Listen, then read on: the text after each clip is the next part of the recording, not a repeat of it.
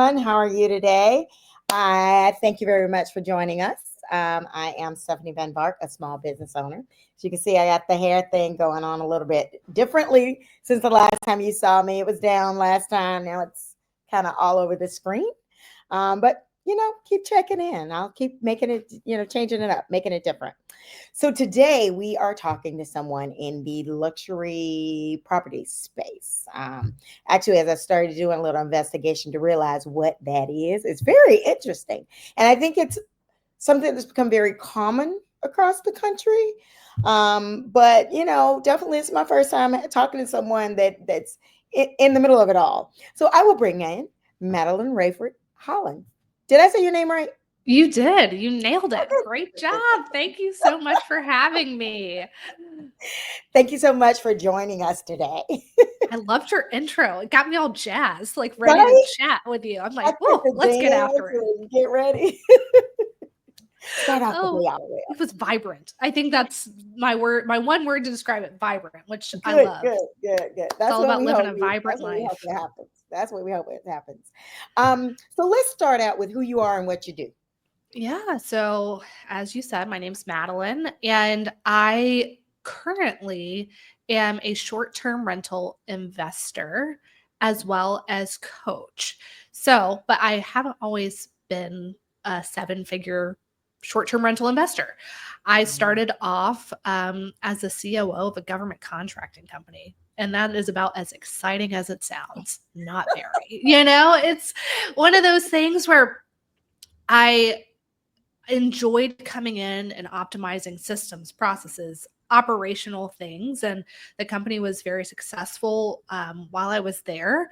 But I spent hundreds of nights a year in a hotel room, like traveling all over the place, which sounds fun and exciting and glamorous until, I wanted to settle down and have a family. So Right.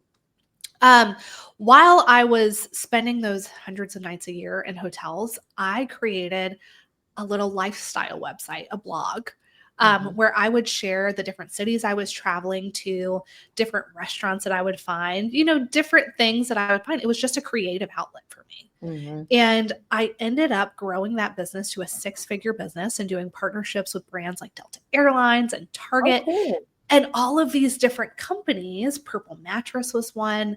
Um, and so during my time there, I learned how to create content and share content well.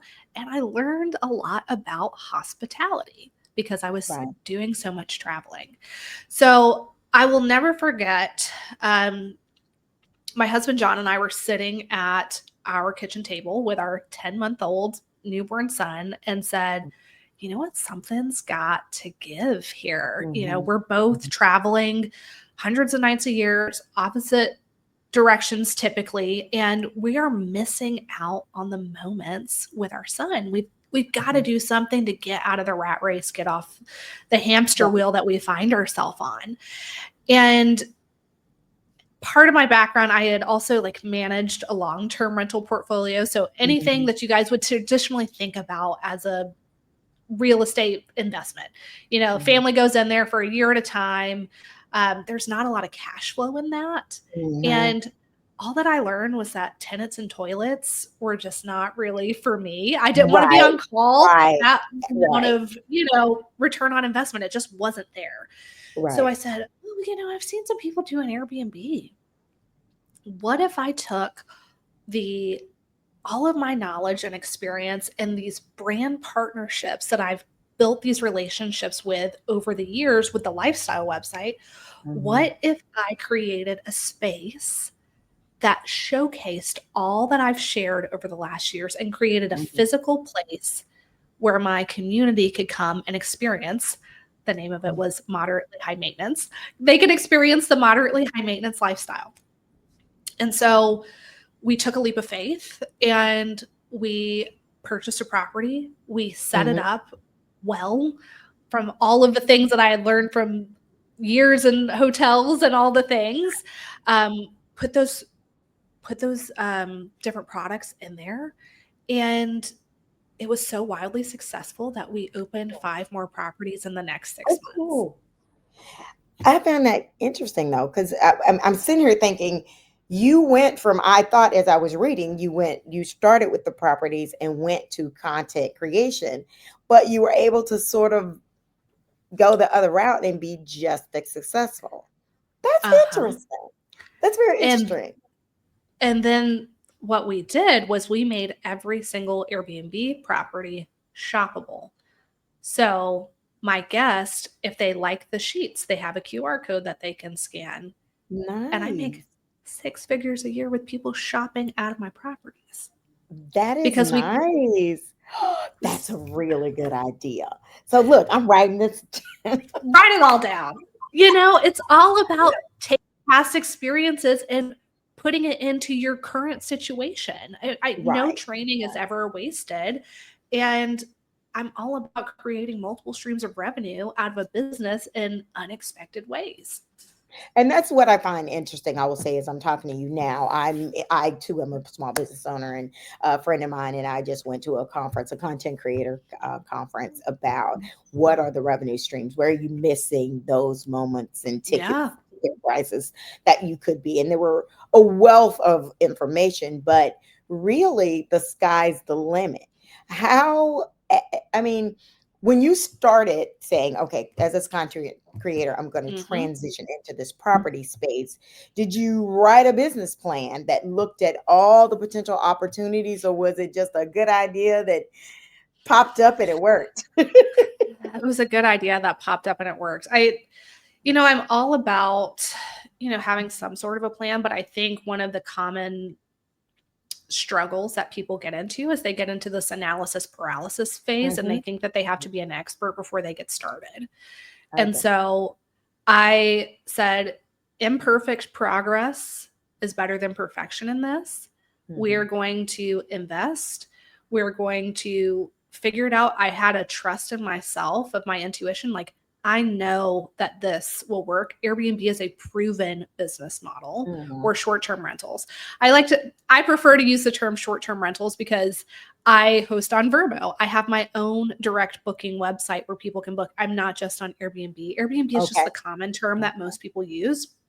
I prefer short-term rental, but for folks who aren't familiar with the industry, It's um, Airbnb. that business model was proven. So I didn't feel like I needed to go out and build this entire business plan around Hmm. a short-term rental business because it was there. Hmm. Um, I just knew that I wanted to do it well. Right. And my properties perform at the top 1%. I took all of my experience from being a COO and was able to create systems, processes, automations to where I'm only in my business a couple of hours a week, Wow. which Nice. has given my family the time freedom. And now I'm able to focus on helping other families create that time and financial freedom through short-term rentals, which is really what I'm passionate about, because it's my husband and I have both left our 9 to 5s, and Hmm. it's been completely life-changing for us. Those five properties that you own, are they all in one location, or are they around the country? We're up to 16 now, just So, for okay. clarity.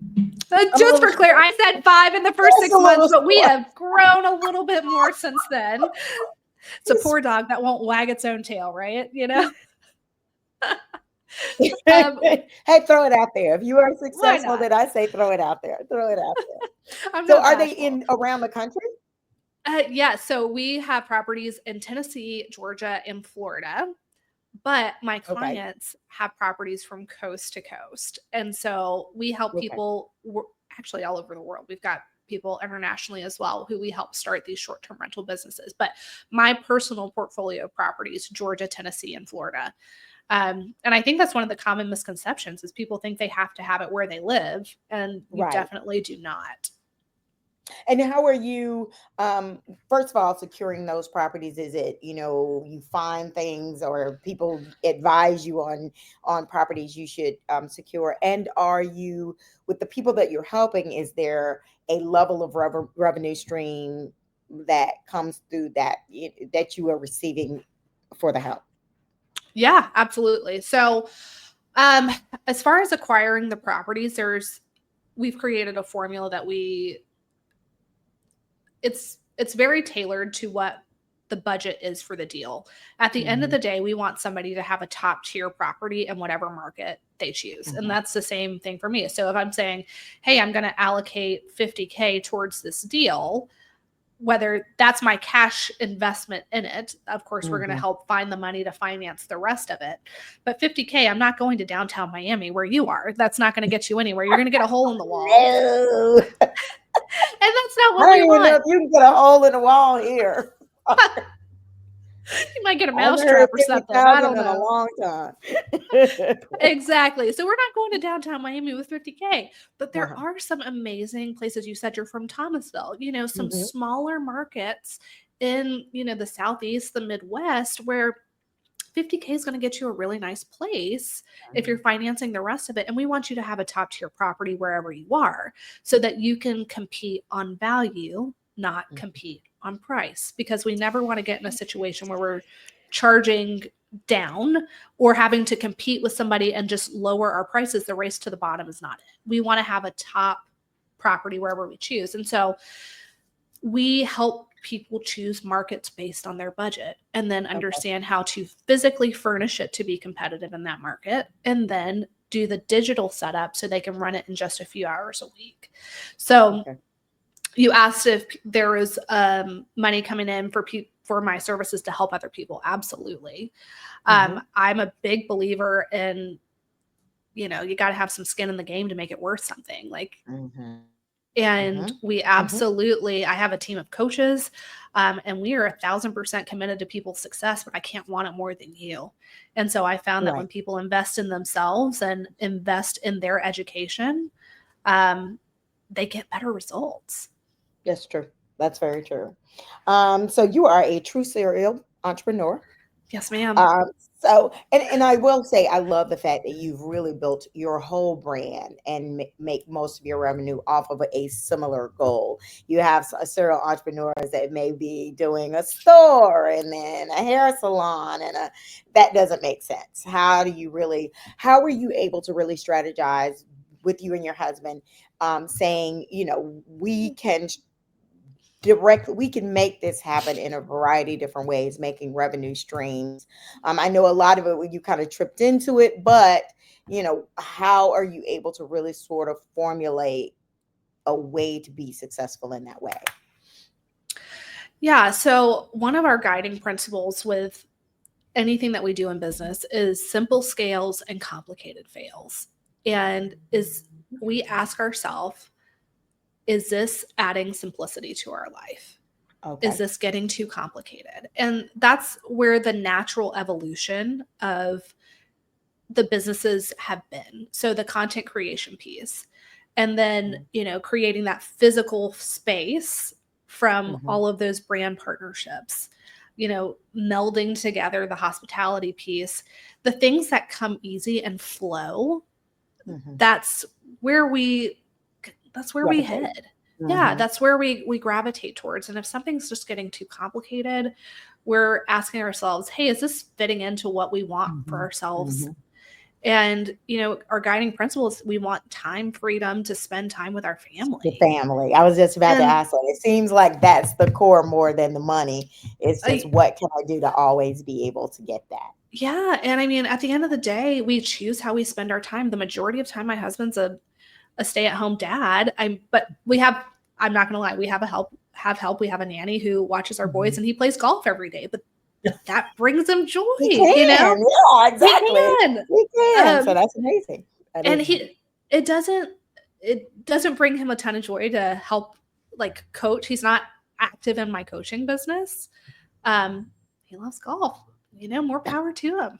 Exactly. If you don't want to do it, don't do it. We won't let you do it. We won't worry about that. I know. I love helping other people. So that's what brings me joy. So let's talk pivot plan here. So I remember, and you probably had this whole scenario as well. Here in Miami, for a period of time, there was a push with hotels who were kind of pushing back on the Airbnb dynamic. It's all around taxes. Those folks who were building businesses using Airbnb and Airbnb-like models were not absorbing the same cost. as hotels were. I think there's still some litigation around that.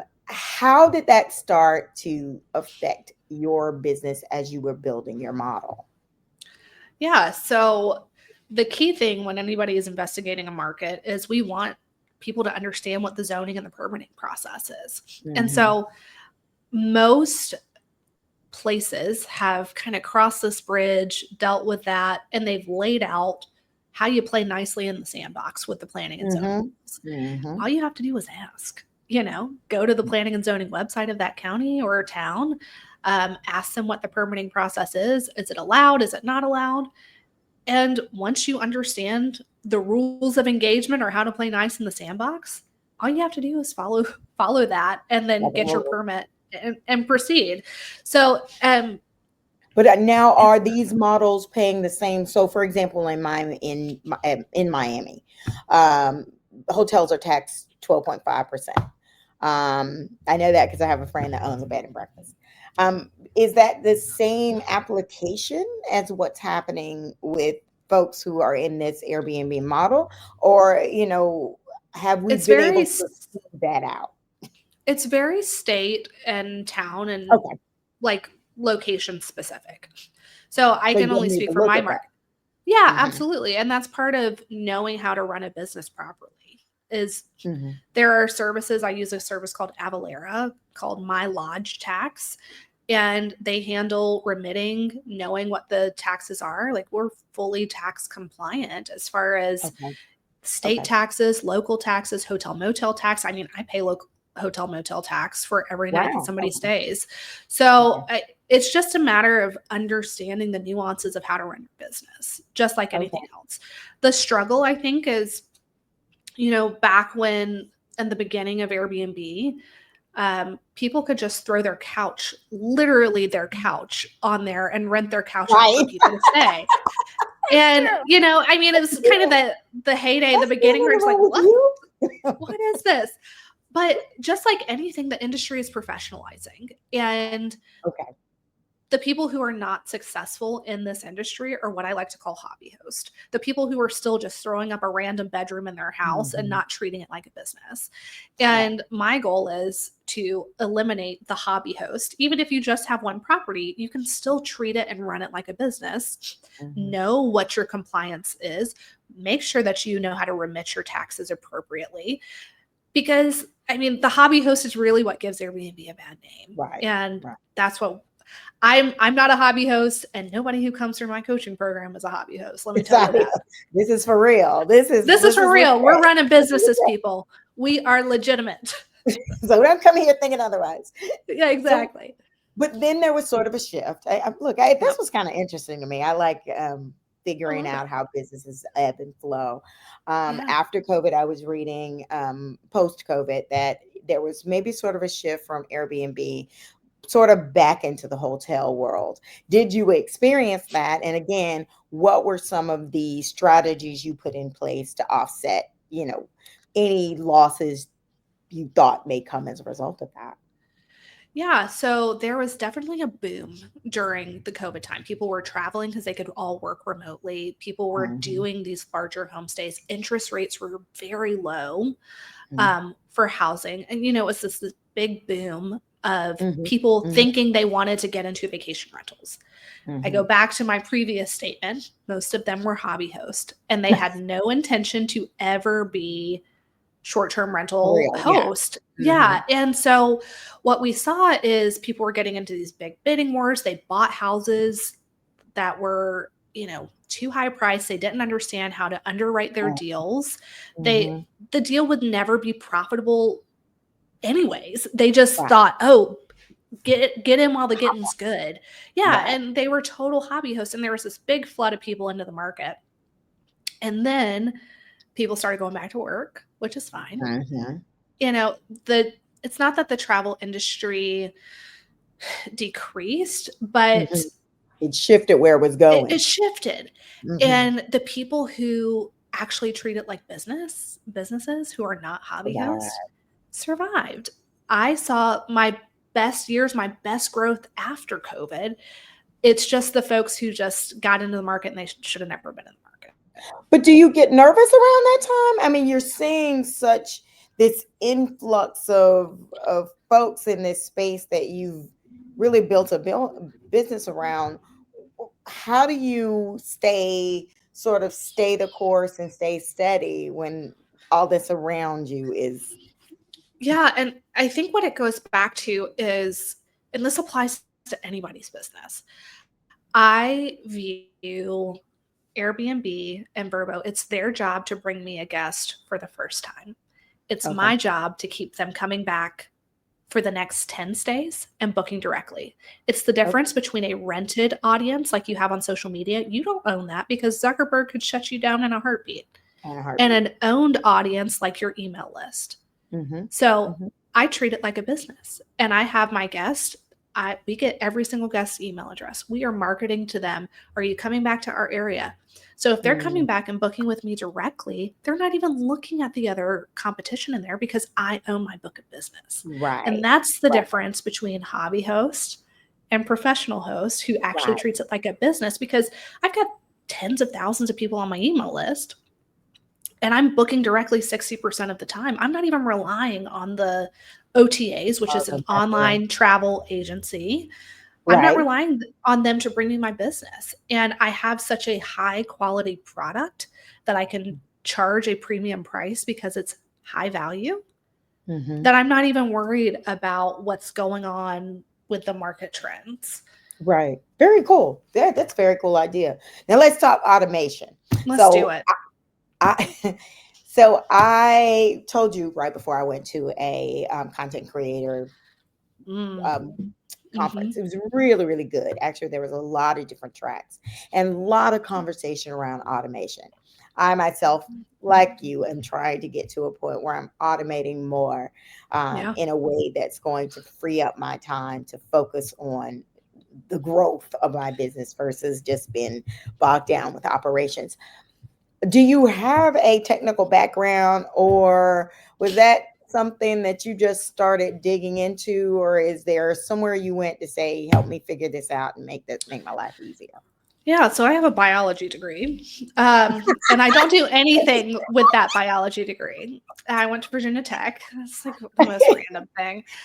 Um, Your when I parents say, should be so proud. right, I mean, so I proud. mean, they are, but I wasted a whole lot of money. Okay, Thankfully, I had a scholarship that helped with a good chunk of okay, it, but okay, so okay. it wasn't that bad. But that's part of my journey. Is I thought I wanted to go to medical school and then realized blood and guts were not for me. So definitely big pivot there. But I had a Uh, career counselor that told me 70% of people do nothing that relates to their college major, which I thought was a fascinating statistic. mhm, But again, no training is ever wasted. What I did take away from it was the scientific method of a biology degree and how to find information. And so while I don't have a traditional like technical background, my biology degree taught me how to think very logically and systematically of, mhm, okay, if I do this, then this happens, and creating a system and a flow for how a larger process works as a whole. So my brain just works that way, one. But two, I am an avid reader and researcher. And mhm, so it's all self taught, but being COO and just manufacturing process and all of those systems and processes, I learned a lot on the job of you just mhm, got to fix a problem. And so I learned how different technologies worked together in that. And then I was able to come in my short term rental business, figure out what I wanted to happen and then mhm, source different technologies to kind of plug and play this beautiful technology stack that makes things mhm, run on semi mhm. autopilot. And how much time do you feel like that freed your day to now be able to spend time with your family? I'm sorry. Is, is, is Can we that edit a that out? Can we edit that out? Uh, that's funny. no idea. I thought this mic would disguise that a little more. I spend Mm, 1 to 2 hours a week. Sometimes even less, like 10 to 15 minutes a week in my short-term rental business. Granted, I have a team, but I've built out SOPs. I have a team of 3 people who handle like last minute guest interaction stuff. Mhm. But as far as me in particular, I spend a very little amount of time in that business every Okay. week. Okay, so that's definitely something to, if you have that problem, you need to really figure out Um, and be motivated to make that happen, which is where I am right now. Absolutely. If you need somebody, I also, on my coaching side of things, I hired, her name is Kristen, and she is a funnel fixer. And let me tell you, she does the most amazing work. She revolutionized my coaching business. I might, you know what? Look, this all. I might have to contact you about that for sure, because I mean, there was a lot of talk about that at this conference about the funnel automation and I gotta be honest with you, I'm techie when you tell me how to be techie, but just to really fully understand how it all works, I need a little bit more coaching in that world. She primarily prefers to work with female founders. And like what she does is she comes in, looks at your entire thing, and is like, all right, this is where customers are coming in, and like builds this entire gorgeous system behind it. So I did it on the short-term rental side, but as far as my coaching business and like following up with clients, Kristen is your girl. She is Okay, okay. amazing. Look, I'm a little jealous because I feel like right after this interview, you're gonna go and hang out with the family. I'm gonna go to work. I'm a little jealous. I'm a little jealous. Happy for you, but jealous, jealous, jealous. Um. So, okay, I think I want to make sure I didn't miss anything because it's such good information. What's next for you? Where do you want to go next? What do you want to do next? Oh, great Have you thought question. about it? Yes, well, I just launched my podcast last week. Okay. It's called The Lux and the Short of It. So that's kind of fun. And I've just been trying to graduate myself out of my business. So I'm wanting to do Good. more content creation, podcasting, speaking engagements. I have a book in the works. Oh, So nice. all Very kinds of nice. fun things, sharing my journey and how I have embraced change as an Mhm. opportunity. And so just spreading my message that there is another way, there is a way to get, time freedom, not just financial freedom on top of Mhm. everything. And just trying to bring as many people and families with me along on this journey um, to live life a little bit differently.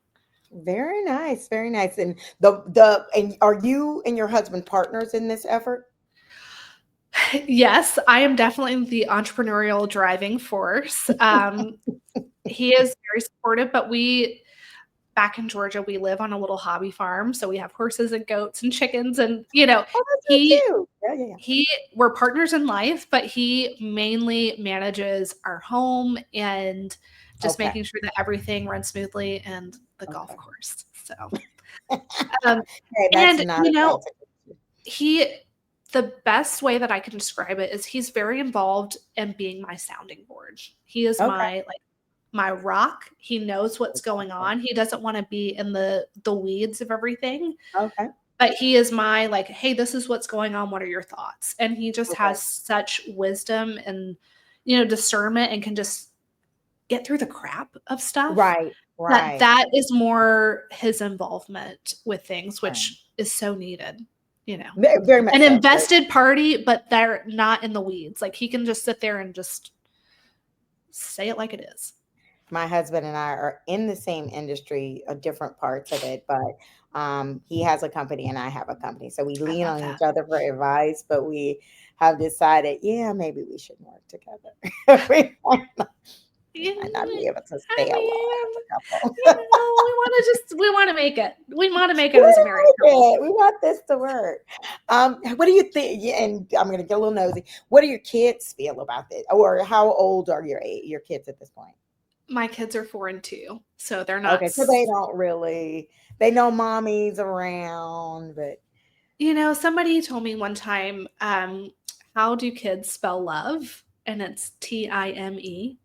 And the fact hmm that we are able to choose how we spend our time and just really invest in them, I think they really appreciate it at this stage as much as they can. So And I Um, think it was a really good, smart idea that at baby stage you started focusing on how do I get to that stage. 1000%, because it definitely took a lot of time investment. I mean, from starting a business, you Yes. have to just grind it out. There's no getting around the hard work when you're setting something and building something up. Right. And, that was a sacrifice that we made when they were little. And it was like, I'm making this sacrifice now when they won't really realize it. Right. Exactly. So Because that, now they're going into a different world of mhm, seeing how mommy and daddy can operate. One more absolutely. question before I ask my last final question. What can you share with me a time when you felt like there was a challenge or a pivot that you just didn't quite know how to shift at that time, but it worked itself out? The basis of this show started during COVID, and it was just very interesting hearing how people were coming up with some really innovative ideas to stay afloat and to stay alive. Many Mm, of whom, like you said, sort of had a real structured business in place versus those that were trying to do something on the cuff. What was a time where you were kind of unsure and was able to elevate, and how? Yeah, I think it goes back to that moment at the kitchen table that I shared a little Mm, bit earlier when we were both working 9 to 5s and just at our breaking point. We just felt like something absolutely had to change because we were running ourselves into the ground. mhm, And us deciding, maybe this is supplemental, maybe this is just building something for the future, but maybe it's something more. And mhm, so taking that first leap of faith and just saying, hey, we're going to invest in real estate. More millionaires are made through real estate than any other avenue. So right, maybe let's try our hand at that. And right, so buying that first property and then seeing the success and then just continuing to have that faith to scale that quickly, I mean, is a definite pretty quick, challenge. yeah. Hmm. Um, but then exploring all of the different avenues that kind of relate to the business, whether that's property management and other things. I mean, it was just taking that first step that we Hmm. said, we're done with whatever this is. We don't know what is next. But this won't continue. This cannot continue. I agree. I agree. It's not a bad idea. That's where I am. That's where I am. You just got to So, figure out that I'm done. not doing it anymore. So, Not where doing can it. we find you if we are looking at either or, renting or the education piece of it? Yeah. So if you want to stay at one of my properties in Georgia, Tennessee, or Florida, um, you can find us on Instagram. And that's at MHM Luxury Properties, or that our website's the same, mhmluxuryproperties.com. And then if you are interested in the education side, starting or optimizing a short-term rental business, Instagram, LinkedIn at Madeline Raiford-Holland. My name has an extra E in it if you're listening and not watching. So it's Madeleine. And that's my website as well, MadelineRaifordHolland.com. We would love to chat further and help you create that time and financial freedom for you and your family.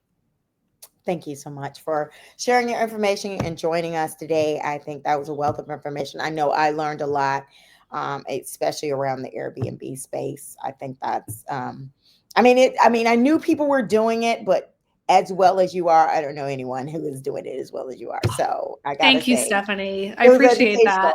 educational. Thanks for having me. So I really enjoyed the conversation. Thank you so much, and I'm gonna be in touch about Kristen. Sounds like a plan. All Happy to right, connect. have a good one. So, everyone, thank you for tuning in again. I'm telling you, this was a wealth of information. We'll keep the information coming every Thursday as we stream. Thank you again. I'll see you soon. Love you. Have a good day.